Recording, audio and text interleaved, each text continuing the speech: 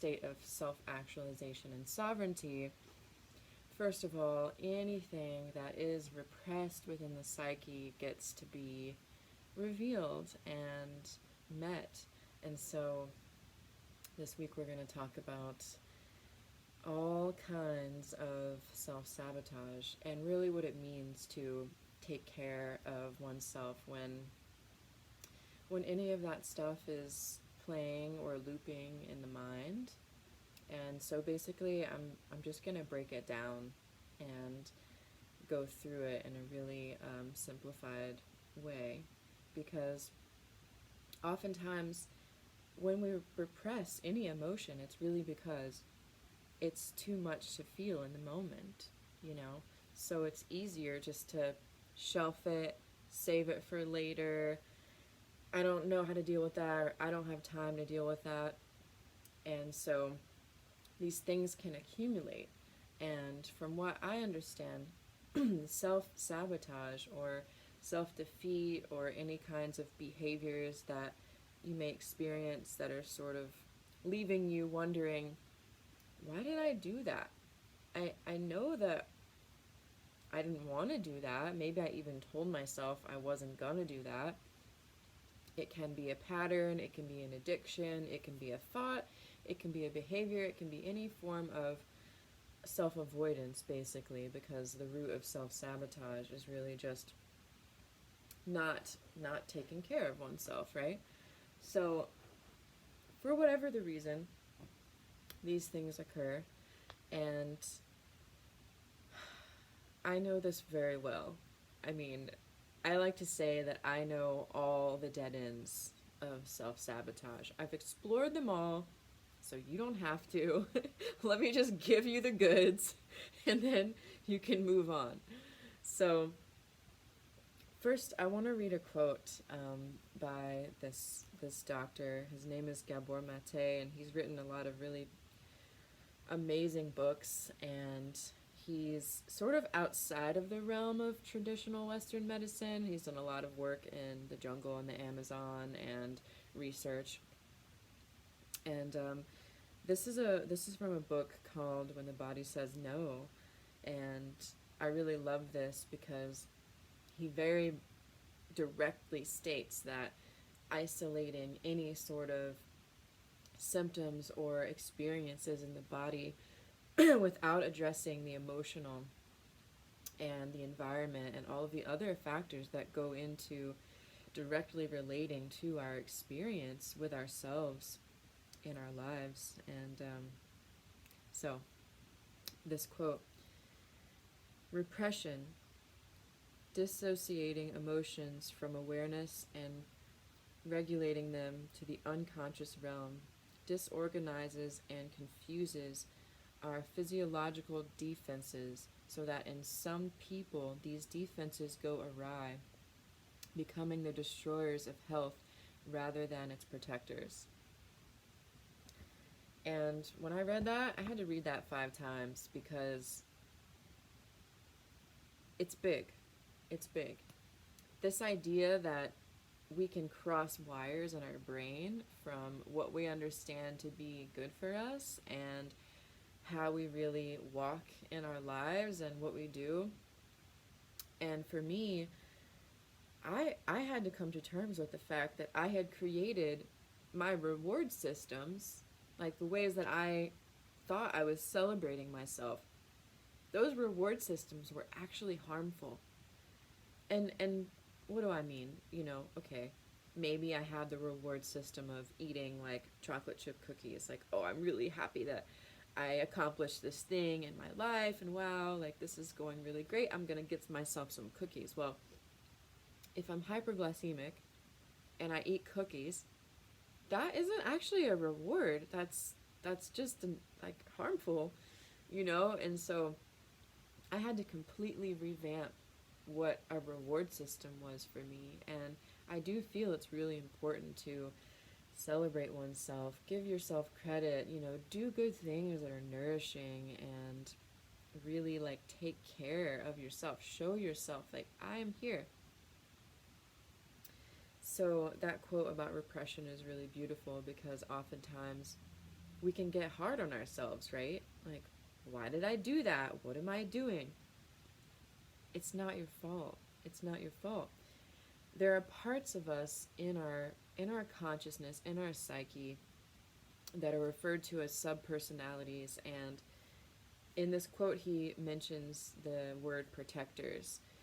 And so, if you take a subpersonality of a protector, and this is something that is supposed to like have our back and guard us and really just support. If those wires get crossed and the protector is actually the thing that turns into the critic, and then we've got all these thoughts in our minds that are like talking down at us, really, and they're so insistent that we start to believe them, that's where it becomes more self-defeating than self-protecting. And it can seem like a really big deal, like a really difficult thing to sort of, how do I unravel this? How do I navigate this? So, first of all, just the recognition that we have the power to recreate anything.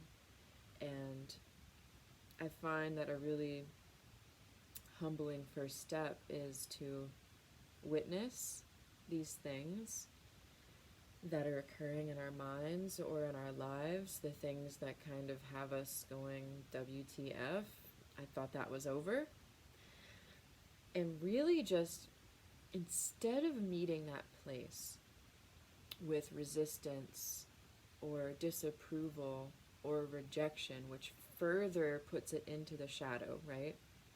Because really anything in the shadow is just an unclaimed part of ourselves. And that thing that we put into the shadow, we kind of corner it over there, is holding a really valuable piece of our power. And until we really call back all of those parts from the shadow, our power is being dispersed and diffused in many directions by our choosing. Remember to stay in full sovereignty. This is a choice that we've made because these parts are trying to protect us. They are trying to keep us safe.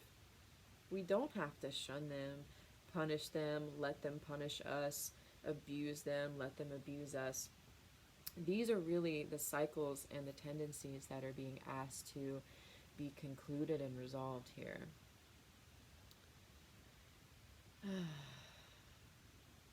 So, just going to let that sink in for a moment. Really just honoring the parts of ourselves that are doing their best to regulate, to make sure that we're safe.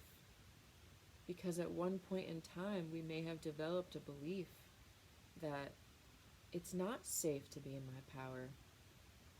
It's not safe to fully express myself. So, what happens? Any time that we go to make steps forward, to be in our power and to express ourselves fully and to be in our truth, that protector's like, whoa, whoa, whoa, whoa, this isn't safe. We need to make sure you do not go there.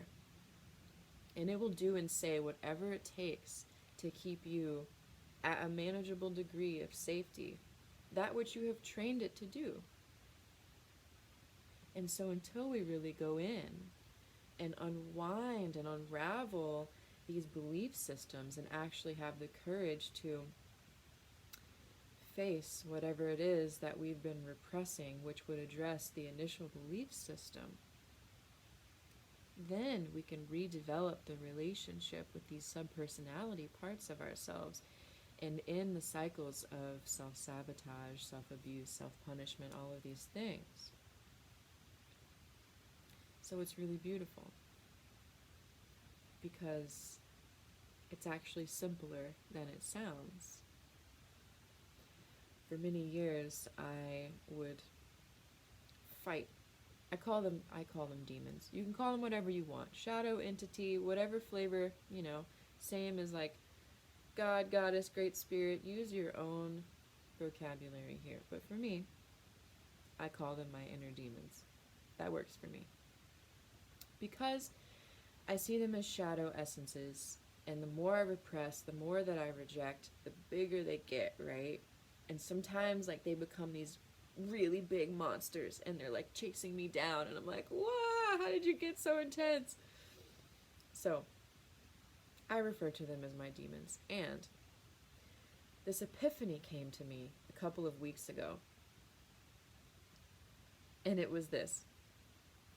I don't have to run from my demons because they're not actually chasing me. They want me to tame them, jump on their backs, and let them run with me. Let them take me in the direction that they're really pointing me to go in. Because there's wisdom within these shadows, within these repressed emotions. There's wisdom. They're wanting to communicate. And when we make right relationship with these shadow essences, instead of running, deflecting, rejecting, we can be in an allyship. We can be in a relationship with these parts of ourselves, and then they merge back with us, become guides and support for our path. So, that being said, this week is really about an invitation to go in, dive in, you know? You know what it is that you've kind of been like, You don't have to open the Pandora's box and throw everything out on the floor, you know, years and years of stuff. Like, take that box, just open it slowly, look at the contents, take one thing out. Make sure that it is something that you can really hold yourself. It might be some sadness, some grief, some anger, just one little bite of something that maybe you haven't wanted to feel, you haven't wanted to deal with. It's just going to give you a little introduction into getting to know these shadows, reclaiming your power, because this is where they are. You put them there in the closet for later, and here we are. Now is the time to bring them back out, dust them off, and say, okay, I'm ready now. I'm here listening. Okay? So, if any of you have ever done inner child work, you know that you can go into your psyche, revisit parts of your childhood, and communicate with your little self, with your child self.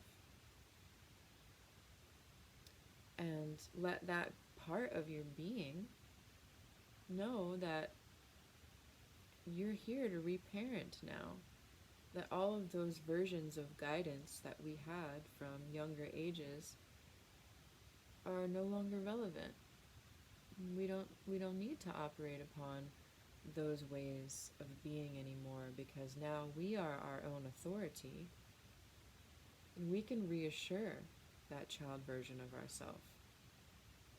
We're here. We're safe. This is the same principle that I want you to use with your shadows, your demons, your entities. Because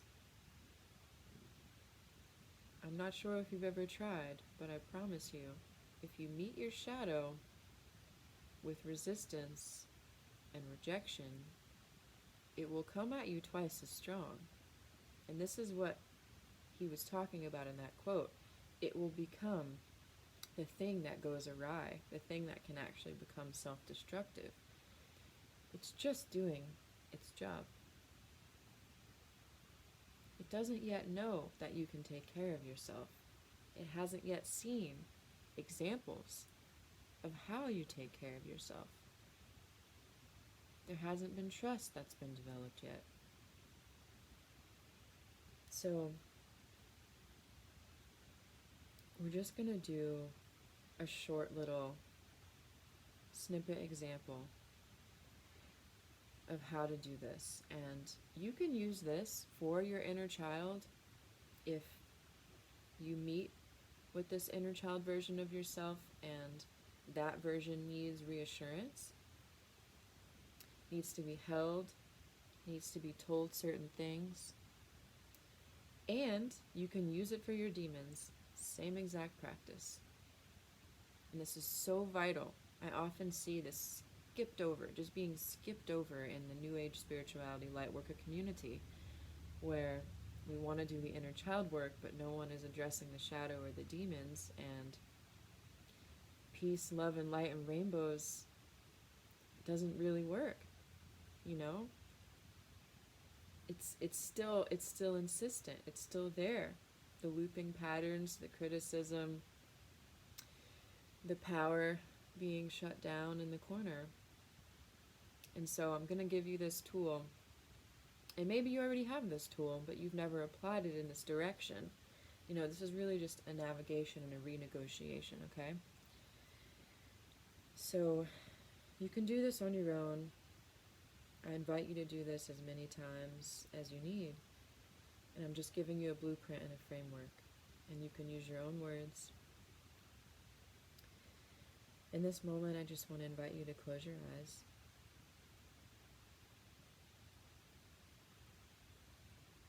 And really just touch in. What's alive for you right now? What are you feeling in your body?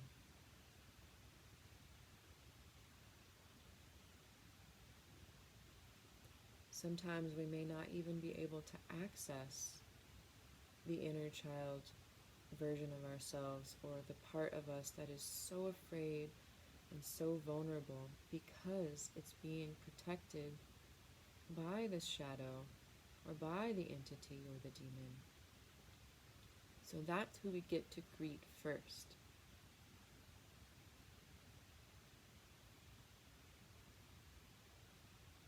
And your entry point is going to be any thought, any self-defeating or fearful or criticizing thought that you're either having right now or that you have on a regular basis.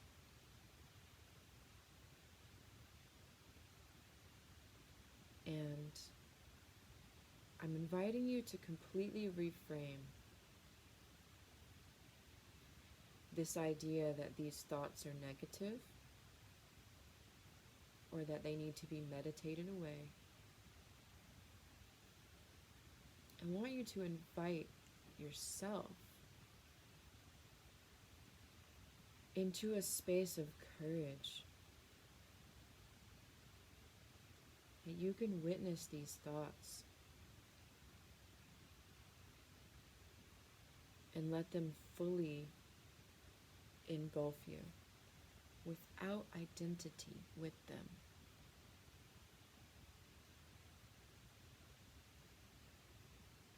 So if I'm having a thought, I'm not good enough. If I identify with that thought, I'm not good enough. That's going to take me down a pretty painful route. But if I experience this thought, I'm not good enough, without trying to cover it up with a positive affirmation, but really just sitting with the fact that I might be telling myself I'm not good enough. Okay. I wonder why. Why do I not feel good enough? Turning towards that energy and really just being curious. Oh, there's that thought again. Most of the time it's pretty painful if I believe that thought. I'm really wanting to know what this shadow has for me. Hey, shadow, Why do you say I'm not good enough? Why do you want me to believe I'm not good enough?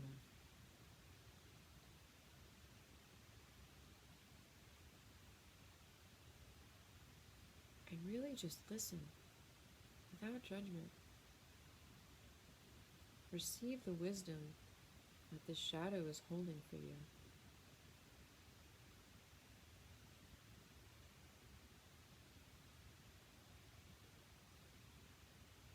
You might flow into a series of memories of all the examples of maybe why, well, you're not good enough because of this, this, and this.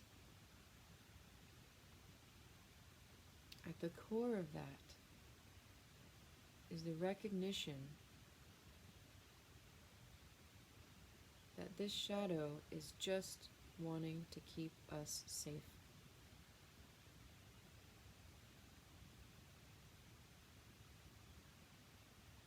So as you receive and as you listen to any of these belief systems and all of their reasoning and their foundations and their genesis of existence, hold that with compassion. Wow, thank you so much. I see that for a long time I didn't feel good enough because this happened and this happened, and yeah, all of those things prove to me that I believe that I'm not good enough. Wow, that's pretty powerful. But hey, Shadow, I actually feel really worthy right now. I actually feel that not only am I good enough, but wow, I feel more capable than ever.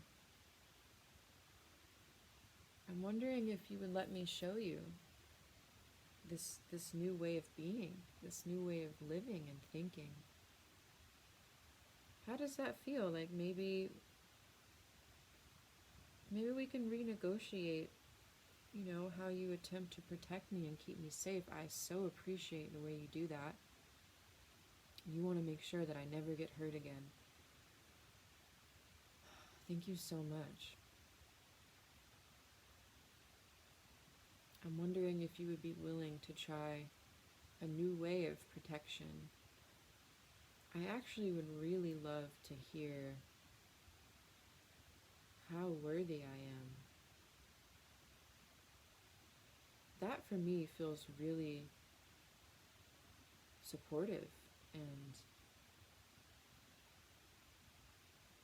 I want you to continue to protect me, and I also would really love to feel supported in your protection, because we both want to be safe. We both want to make sure that everything is going to be okay.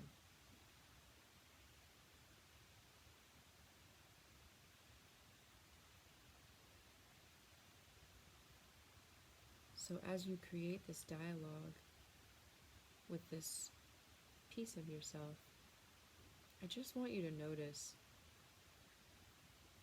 if anything has changed between the energy of you and this shadow.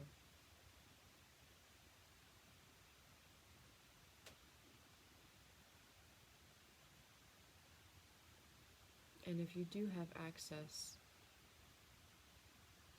to the younger version of yourself,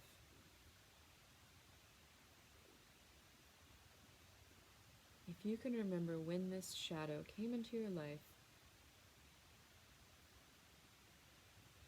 when did this little version of yourself call upon this shadow for protection?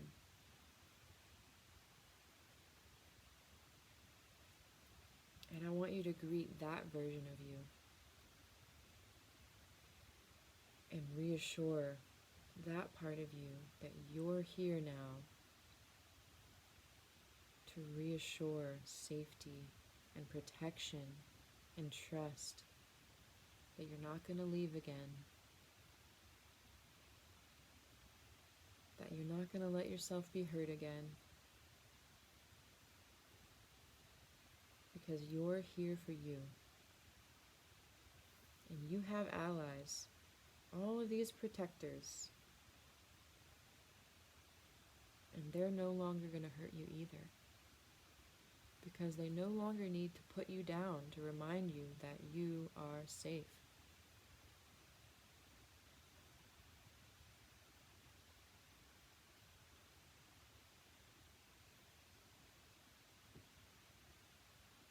So wherever you are with this, just thanking the shadow, thanking this younger part of yourself, recognizing that all is in support for your highest interest, and that it is safe for you to reclaim every part of yourself at this time. And go ahead and open your eyes when you're ready.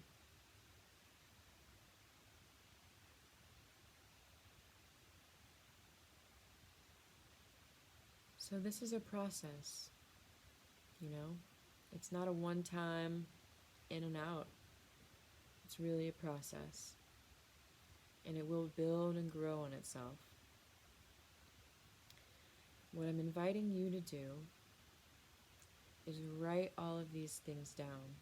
Because as we give these things a voice, and as we give these pieces of ourselves places to exist, they can neutralize, they can resolve.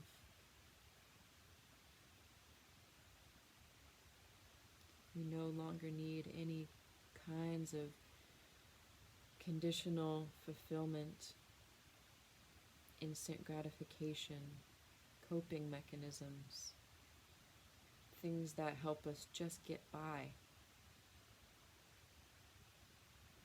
We can reclaim our fullness and live our lives without repression or avoidance. Not only are you completely capable of that,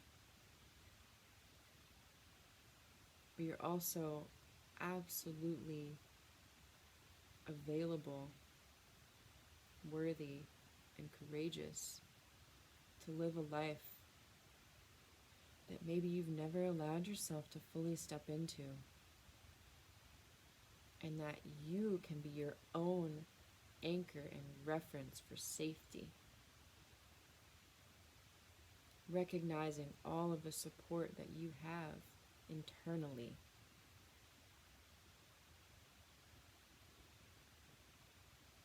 So, as you're writing, when you're doing these exercises, really just making this kind of space for yourself. Sometimes it's helpful if you want to get 2 different notebooks. One for really just like revelation, wisdom, uploads, epiphanies, vulnerable things. Have a notebook for those things. And then I want you to separate any belief systems, negative self-talk, into another notebook. And when you write this stuff, you can write it as it comes up. I'm not worthy. Boom, write that down. I'm not worthy, here's why. And then you can go into this exercise. Hold yourself. And when you resurface, utilize your other notebook to write down all of the bounty and the flourishing harvest from this holding of yourself. So that's my invitation for this week. May you greet all of the internal parts of yourself with patience and compassion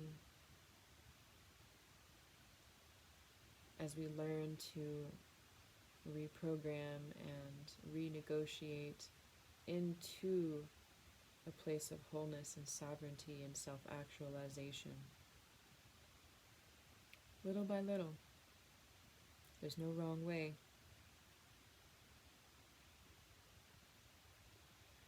So happy diving, everyone. Enjoy yourselves. Have fun with it. Have a good time with it. Really just let your body know. Remind your nervous system. There's nothing to be afraid of anymore. Really hold yourself there.